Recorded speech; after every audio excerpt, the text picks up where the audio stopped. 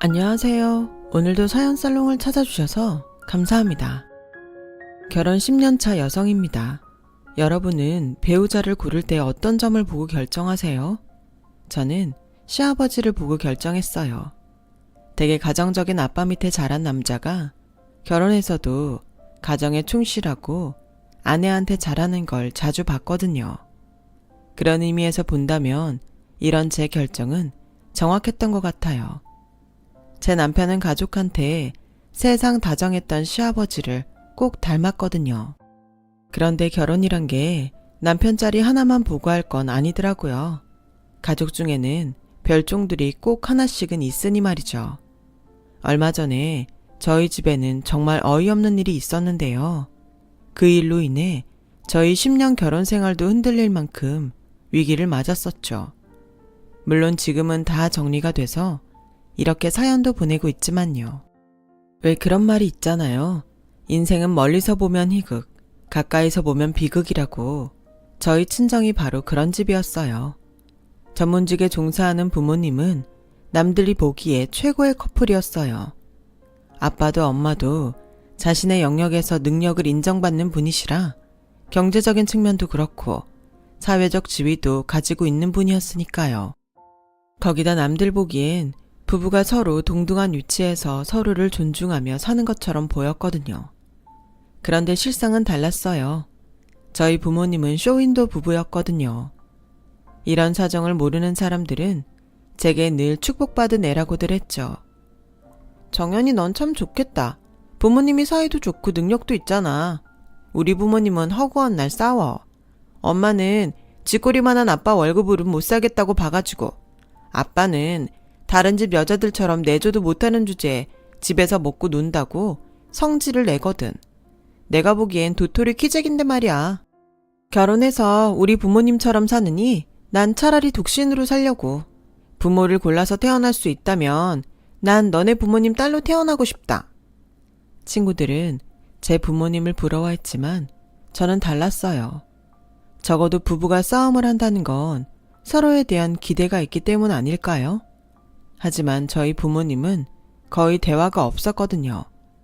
잡지 인터뷰를 할 때나 공식적인 자리에서나 부부였지 실상은 남이나 다를 바가 없었어요. 학교 갔다가 집에 돌아오면 늘 불이 꺼져 있었고 부모님이 퇴근을 하신 후에도 집안 분위기는 달라지지 않았어요. 절간처럼 조용했거든요. 가족끼리 대화가 없었기 때문에 저는 드라마나 영화에 나오는 것처럼 온 식구가 둘러앉아 밥을 먹는 모습이 그렇게 부러울 수가 없더라고요. 그날 학교에서 무슨 일이 있었냐고 물어주는 부모님도 소소한 일상을 얘기하며 부모님께 어리광을 부리는 딸의 모습은 저와는 다른 세상에서 일어나는 일이었으니까요. 그래서 막연히 나중에 결혼을 하게 된다면 가정적인 남자를 만나야겠다고 생각했던 것 같아요. 내가 누려보지 못한 단란한 가정을 내 손으로 꾸려보자 싶었거든요. 18년간 쇼윈도 부부로 살던 부모님은 제가 고등학교에 들어가던 해 결국 이혼을 하셨어요. 부모님은 이혼을 할 때도 서로 얼굴 한번 안 마주치고 중간에서 변호사가 나서서 모든 진행을 했어요. 제게 부모 중 누구와 살고 싶은지 물어온 사람도 변호사였죠. 그래서 되물었어요. 누가 더 저랑 살고 싶어 하는데요? 전 엄마든 아빠든 상관없어요. 둘 중에 더 살고 싶어 하는 분이랑 살게요. 결정되면 알려주세요. 그렇게 해서 저는 아빠와 살게 되었어요. 아빠는 13살 연하의 제자와 결혼을 준비하고 있었는데 다행히 그 여자가 저를 키우겠다고 했나 봐요. 반면 엄마는 아빠와 이혼을 하고 영국으로 유학을 떠날 준비를 하고 있던 터라 저를 데리고 가는 게 조금 부담스러웠던 모양이에요. 그래서 아빠가 저를 맡게 되었죠.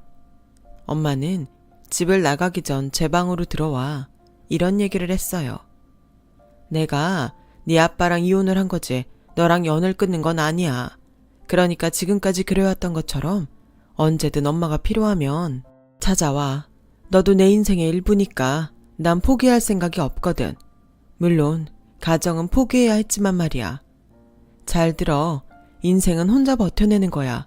절대로 남한테 기대서 끌려다니며 살지 말란 얘기야.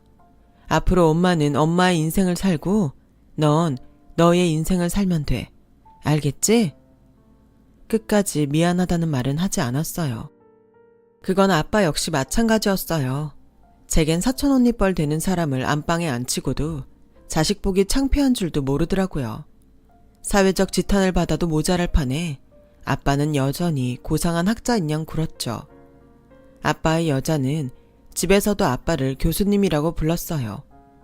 그 호칭을 들을 때마다 두 사람이 역겹고 더럽게 느껴지더라고요. 어린 제자를 탐하는 교수나 가정에 있는 교수를 꼬신 제자나 그 밥의 그나물이다 생각했거든요. 그래서 대학에 들어가자마자 집을 나와 독립을 했어요. 어차피 집에 있으나 나와 있으나 혼자 밥 먹고 사는 건 다를 바 없어서 딱히 외로움 따위는 느껴지지 않았죠. 그런데 딱 하나 힘든 게 있더라고요. 403호 학생, 그 얘기 들었어? 어제 이 골목 끝집 오피스텔에 강도가 들었다지 뭐야. 하필 요 근래 털리는 집들이 여자 혼자 사는 집인 걸 봐선 범인이 일부러 그런 집만 노린 것 같더라고. 403호 학생도 조심해. 밤늦게 다니지 말고 남자 형제 있으면 한동안 와달라고 하든가. 세상이 좀 흉흉해야지 원.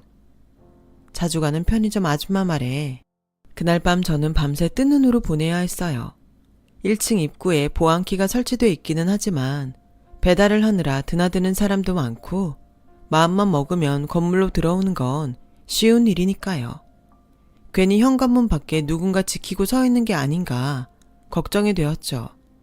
그렇다 보니 밤에 집에 돌아오는 날이면 누가 내 뒤를 밟지 않나 의심이 생겨서 수시로 뒤를 돌아보며 걷곤 했어요. 복도에서 발걸음 소리만 들려도 혹시 누군가 우리 집을 노리는 건 아닌가 걱정이 되고 현관 번호키 누르는 소리만 들려도 누가 우리 집 문을 열고 하는 게 아닐까 초조해지곤 했어요. 상황이 이렇다 보니 잠도 제대로 못 자고 먹는 것도 시원찮다 보니 결국 얼마 안 가 몸이 만신창이가 되고 말았죠. 아직 집에 부를 만큼 친한 친구를 사귀지도 못했던 터라 막연한 공포를 혼자 이겨내야만 했어요. 그러다 도저히 안 되겠다 싶어서 근처 태권도 학원을 찾아갔어요. 어차피 앞으로 혼자 살아야 할 거 내 몸은 내가 지키자 싶었거든요. 제 사정을 들은 관장님은 운동이 끝날 때마다 저를 집까지 데려다 주셨어요. 혹시 일이 있어서 도장을 비우실 때는 남학생들 여럿을 보디가드로 붙여주시곤 했고요. 하지만 이런 특급 서비스를 받으며 태권도 학원에 다녔지만 실력은 그다지 늘지 않았어요. 워낙 운동신경이 둔한 탓이기도 했고 제가 제밥에 더 관심이 컸기 때문이었죠. 젊은 관장님이 제 눈엔 그렇게 멋져 보일 수가 없었거든요. 늘 비누향을 폴폴 풍기며 활기차게 뛰어다니는 모습에 저도 기운이 날 정도였어요. 게다가 태권도를 해서 그런지 근육도 탄탄하고 무엇보다 신뢰감이 느껴지는 타입이었거든요. 저보다 나이는 10살이나 많았지만 평소 옷도 캐주얼하게 입어서 그런가 하루 종일 애들과 뛰어다녀서 그런가 청년미가 풍기는 사람이라 나이 차이는 전혀 느낄 수가 없었어요. 그렇게 3년 넘게 태권도장을 다니며 짝사랑을 하던 저는 졸업을 앞두고 고백을 하기로 결심을 했어요.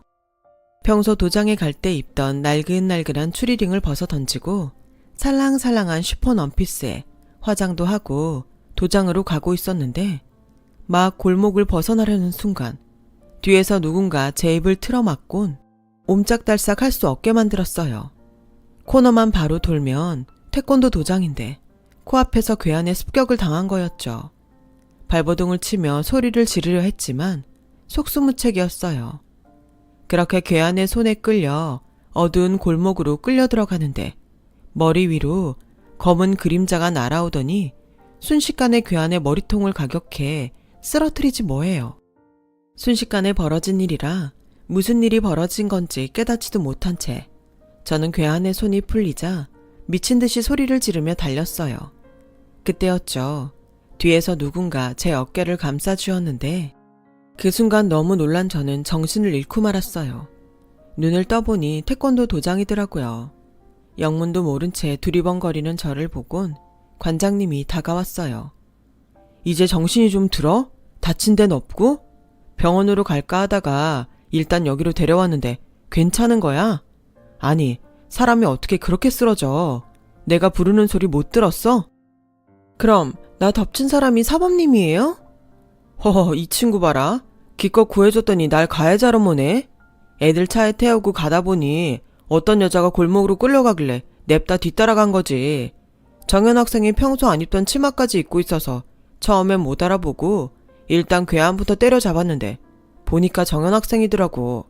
근데 그렇게 짝 차려입고 어딜 가던 중이었어? 그제야 사범님한테 고백하려던 게 생각났어요. 하지만 그날은 여러모로 고백할 상황이 아니었어요.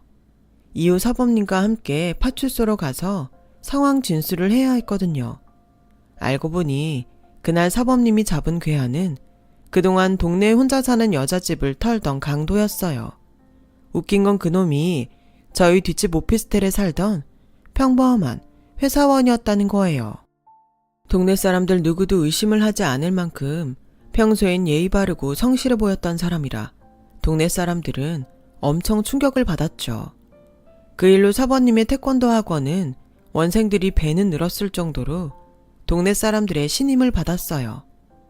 주말이면 태권도장 전단지를 들고 도장 홍보를 해야 했던 사범님은 그 일 덕분에 온전한 주말을 누릴 수 있게 되었어요. 따지고 보면 이게 다 정현 학생 덕분인데 내가 밥이라도 사야 되는 거 아니야? 언제 도장 식구들이랑 다 같이 삼겹살이라도 먹으러 갈까? 네? 아니, 재주는 곰이 부리고 돈은 왕서방이 받는다고. 몸빵한 건 난데 왜 다른 사람까지 불러요? 그리고 기왕 사줄 거면 삼겹살 말고 스테이크 사주세요. 사거리 패밀리 레스토랑에서요. 제 말에 사범님은 잠시 멈칫하며 곤란한 표정을 지었어요. 왜요? 비싸서 안 되겠어요? 아니, 그게 아니라 우리 둘이 가는 게 좀 그래서 그러지. 여자 원생이랑 둘이 그런 데 가면 남들이 볼 때 좀 그렇잖아. 나야 남자니까 상관없지만 정현 학생한테는 안 좋으니까. 안 좋을 게 뭐 있나요? 남녀가 같이 스테이크 먹는 게 죄도 아니고. 난 상관없으니까 우리 가요. 이번 주 토요일 6시. 어때요? 그렇게 저는 생각지도 못한 일로 날려버린 디데이를 다시 잡게 되었고, 그날 함께 오붓한 시간을 보낸 우리는 얼마 뒤 정식으로 사귀게 되었어요. 도복을 입으면 남성미가 물씬 풍기는 남자 중에 남자였지만 저랑 데이트를 할 때는 세상 둘도 없는 부드러운 사람이었어요. 공원에 갔다가 벤치에 앉으려고 하면 제가 앉을 자리에 꼭 손수건을 깔아줄 만큼 세심했어요. 그런데 사범님 집에 초대를 받아서 가보니 누굴 닮아 그런지 바로 알겠더라고요. 아버님이 어찌나 자상하신지 어머님을 여왕처럼 받들고 계셨어요. 식탁을 차릴 때도 그렇고 설거지도 그렇고 두 남자는 일상인 듯 당연하게 자신들이 나서서 했어요. 두 남자가 주방에서 일을 하는 동안 저는 어머님과 함께 소파에 앉아 차를 마셨어요. 사범님 여동생도 함께요. 처음엔 이런 분위기가 다소 낯설어서 불편했지만 시간이 흐르자 저 역시 당연하게 받아들여지더군요.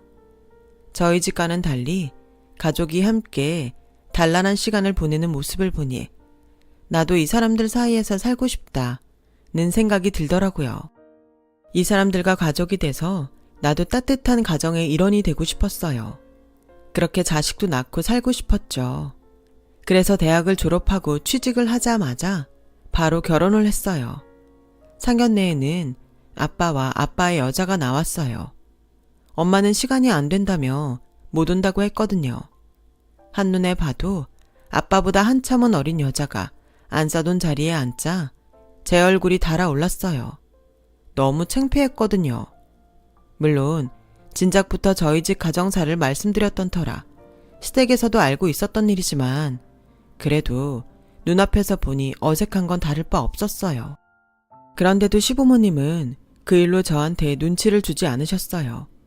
너무 당연하고 편하게 받아주셔서 제가 죄송할 따름이었죠. 결혼식 당일에는 다행히 엄마가 한국에 와준 덕분에 사람들 입방아에 오를 일은 없었어요. 결혼식장에서 처음 제 남편을 본 엄마가 그러더라고요.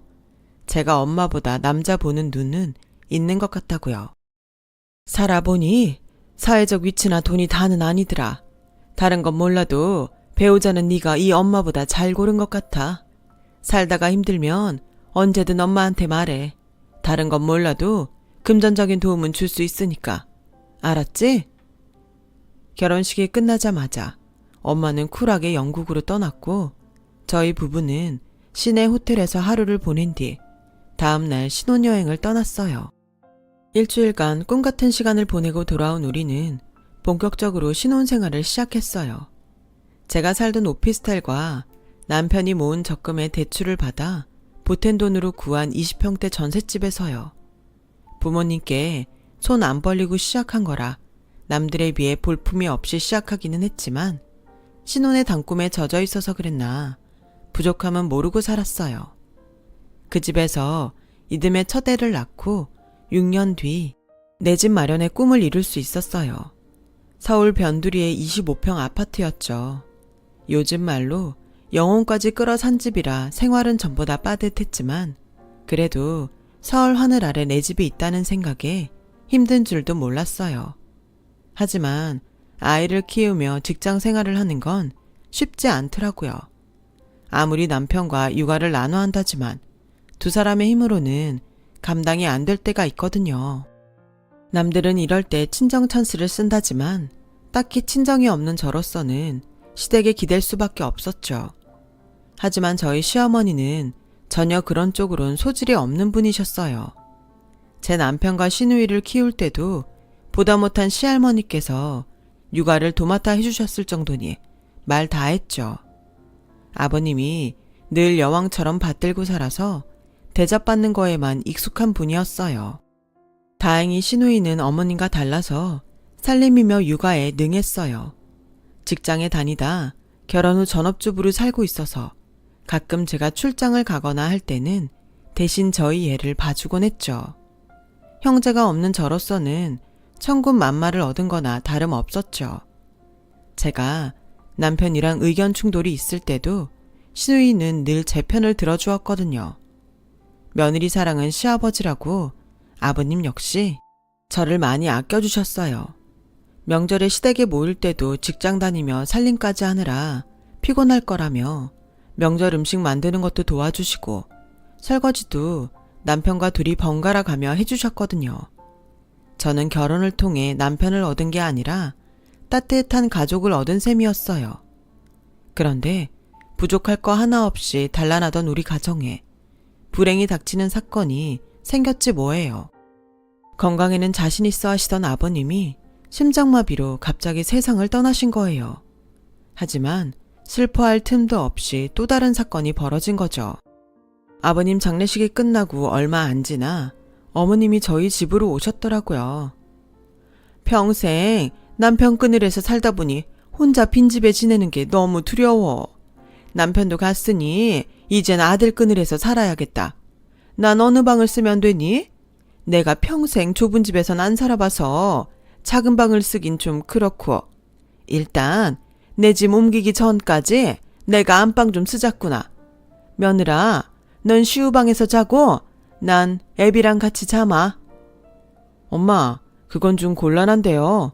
그러지 말고 내가 시우방에서 잘 테니 엄마가 이 사람이랑 안방 쓰세요. 아니야, 내가 시우랑 잘게. 나도 어머님도 그게 편할 것 같아. 결국 우리 부부는 아들 방에서 셋이 자게 되었어요. 어머님은 혼자 안방을 차지하게 되었고요. 갑작스런 어머님의 방문도 의외였지만 안방을 내놓으라는 어머님 말씀에 솔직히 기분이 좋지 않았어요. 하지만 남편을 떠나보낸 지 얼마 안 된 분이라 일단은 어머님 기분에 맞춰드리기로 했죠. 그렇게 며칠이 지난 어느 날 퇴근을 앞두고 있는데 유치원에서 전화가 온 거예요. 어머님이 시우를 데리러 가시기로 했는데 안 오셨다고요. 어머님께 전화를 했지만 신호음만 갈 뿐 전화를 받지 않으시더라고요. 순간 겁이 덜컥 났어요. 사람이 살면서 받는 충격 중 배우자를 먼저 떠나보내고 받는 충격이 가장 크다는 기사를 읽은 적이 있었거든요. 부랴부랴 유치원으로 달려가 아들을 데리고 집으로 갔어요. 그런데 온 집안에 불이 꺼진 채 어머님은 집안 어디에도 안 계시지 뭐예요. 남편은 남편대로 어머님을 찾아 시댁으로 달려갔고 저는 혹시 시누이 집에 가셨나 싶어 시누이한테 전화를 하려는데 마침 전화가 왔더라고요. 언니, 혹시 엄마 거기 있어요? 오늘 아침까지 계셨었는데 퇴근 후 돌아와 보니 안 계세요. 안 그래도 오빠가 혹시 연남동 집에 가셨나 싶어 그리로 갔어요. 언니, 아무래도 우리 엄마가 일부러 숨은 것 같아요. 어제 낮에 엄마가 집에 들렀었는데 엄마가 가고 보니 우리 집 계약서가 없어졌더라고요. 게다가 연남동 집도 이미 팔아치웠더라고요. 혹시 모르니까 언니도 집 문서 있는지 확인 좀 해봐요. 순간 불안한 기분이 들어 안방 서랍을 열어봤더니 저희 집 문서가 없더라고요. 평소 집 문서를 자주 꺼내볼 일이 없어서 두 번째 서랍 안쪽에 넣어두곤 꺼내보지도 않았거든요. 남편한테 전화를 해보니 남편도 모르는 일이라고 했어요. 순간 머릿속이 하얗게 돼서는 다리에 힘이 풀려 주저앉고 말았죠. 연남동에 갔다가 허탕을 치고 온 남편도 저와 다를 바 없었어요. 어떻게 해야 할지 몰라서 영국에 있는 엄마한테 전화를 했더니 일단 업체에 부탁해서 어머님이 어디에 있는지부터 찾으라고 하더군요. 빨리 안 움직이면 시누이랑 우리 집 모두 날릴 수 있으니 웃돈을 주더라도 빨리 처리해 달라고 하라고요. 엄마 말대로 업체에 일을 맡기고 며칠 뒤 우리는 어머님을 찾았어요. 양평 전원주택에서 웬 남자와 함께 살고 있더라고요. 업체에서 그러는데 그 남자는 어머님의 먼 친척벌 되는 사람으로 저희 아버님과 결혼하기 전 사귀던 남자래요. 촌수가 멀기는 해도 엄연한 친척이라 집안 어른들 반대로 헤어져야 했던 어머님은 억지로 떠밀려 아버님과 결혼을 했던 거였죠. 아버님도 어머님의 연애사를 들어서 알고는 있었지만 그래도 어떻게든 마음을 돌리려고 평생 여왕처럼 받들고 사셨던 것 같아요. 그런데도 어머님은 그런 아버님 몰래 지금껏 그 남자와 불륜을 저지르고 살았던 거죠. 아버님이 돌아가시자마자 남자를 시켜 부동산에 집을 내놓고 자식들 집에서 집 문서까지 빼내가셨던 거예요. 연남동 집을 판 돈으로 전원주택을 산 상태였고요. 둘이 살자면 생활비도 필요하고 무엇보다 남자한테 빚이 있어 돈이 필요했던 거죠. 다행히 부동산 경기가 안 좋아서 시누이와 저희 집은 아직 팔리지 않았더군요.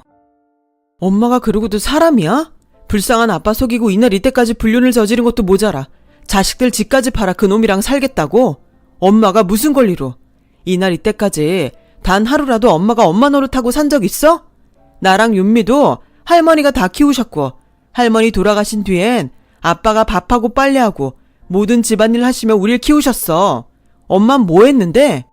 그래놓곤 이제 자식들을 길바닥에 나앉게 해? 인간도 아니야. 당신은 짐승만도 못한 괴물이라고. 애초에 난 네 아빠랑 살 생각이 없었어. 그런 걸 널 베게 해서 집안에 앉힌 게 네 아빠야. 너만 안 뵀으면 진작 이 사람 따라 도망쳤을 거라고. 네가 화근이야. 내 인생을 망친 화근이라고. 어머님, 말씀 가려하세요. 이 사람이나 되니까 어머님 같은 사람한테도 부모 대접해주는 거예요. 저 같으면요, 당장 경찰 불러 깜빵에 쳐넣었을 거라고요. 개돼지도 아니고 자식까지 버려가며 불륜을 이어가는 사람을 어떻게 부모라고 할 수 있어요? 자기 배 아파 낳은 자식한테 자기 인생 망친 화근이라고 떠드는 사람을 어떻게 엄마라고 부를 수 있냐고요. 한 번만 더 내 남편한테 그딴 소리 하시면 저 가만 안 있어요. 가만 안 있으면 네가 어쩔 건데. 그리고 내가 뭘 그렇게 잘못했다고 득달같이 달려와서 난리야. 네 집 문서 때문이면 가져가. 내가 그걸 팔아먹은 것도 아닌데 니들한테 욕먹을 이유 없잖니? 그러니까 입 다물고 내 눈앞에서 사라져. 제 얼굴만 봐도 죽은 제 아빠 떠올라서 역겨우니까. 남편은 그 순간 어머님과의 연을 끊어버렸어요. 집 문서를 찾아온 그날 남편은 경찰에 가서 어머님을 절도로 형사고발을 했거든요. 거기다 시누이와 함께 변호사 사무실을 찾아가 어머님이 받은 아버님 유산을 되찾기 위해 소송을 시작했어요.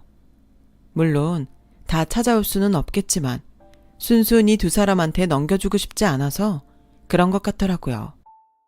얼마 뒤 어머님은 절도죄로 구속됐고 겁을 먹은 남자는 도망을 쳐버렸어요. 어머님은 죽고 못 살 사랑이라고 노래를 부르더니 남자한테 그렇게 쉽게 팽당하고 말았죠. 유산에 대한 재판은 진행 중이에요. 민법이 정한 법정 상속분은 배우자가 1.5, 자식이 1이라고 하더라고요. 자식이 둘인 경우 1.5대 1대1의 비율로 상속이 되는 거죠. 어머님은 그것도 모르고 모두 자신이 상속받는 걸로 알고 있었던 거죠. 그저 멀리서 보기에 화목한 가정이라 생각했던 시댁은 결국 안에 들어와 보니 비극적인 가정이었어요. 그러고 보니 세상엔 온전히 행복하기만 한 가정은 없는 것 같아요. 각각의 슬픔과 아픔을 가지고 살지만 가족이라는 이름으로 서로 치유하며 살아가는 거겠죠. 행복은 만들어지는 게 아니라 힘들게 만들어가는 거라서 더 가치 있는 게 아닐까요?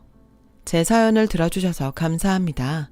항상 건강 잘 챙기시고 가족들과 행복한 시간 많으시길 진심으로 바랍니다.